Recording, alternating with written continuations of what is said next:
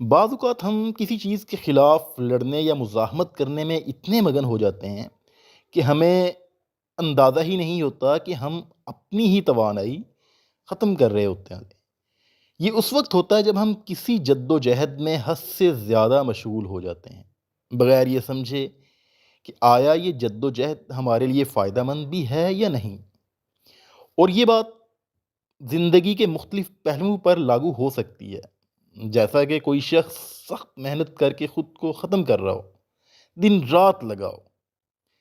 اور وہ سمجھتا ہو کہ وہ کامیابی کے قریب ہے،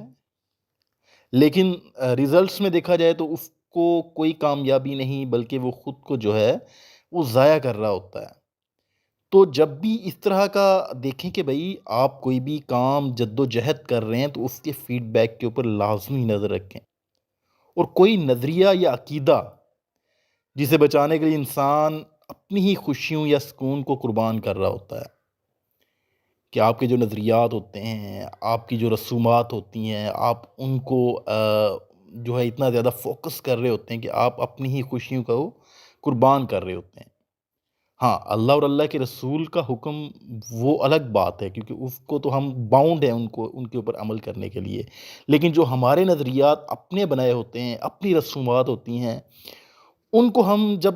زیادہ فوکس کرتے ہیں تو ہمارے سکون کو جو ہے بہت بڑا دھچکا لگتا ہے۔ اسی طرح آپ نے جب بھی کسی کام کے اوپر خود کو لگانا ہے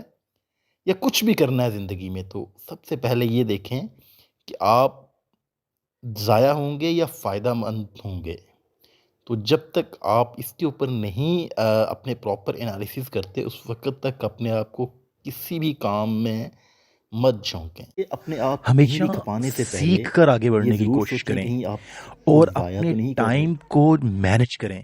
تاکہ آپ ضائع ہونے کی بجائے جو آپ کا ٹائم ہے وہ یوزفل ہو۔ جب آپ سیکھ کر سمجھ کر آگے بڑھتے ہیں تو آپ بہت سی جو چیزیں ایسی ہیں جن کے اوپر آپ ویسٹ ہو رہے ہوتے ہیں اس سے بچ جاتے ہیں۔ تو کوشش کریں کہ جو بھی کام آپ کر رہے ہیں اس کو پہلے سیکھیں، سمجھیں اور پھر اس کے اوپر عمل کریں، اور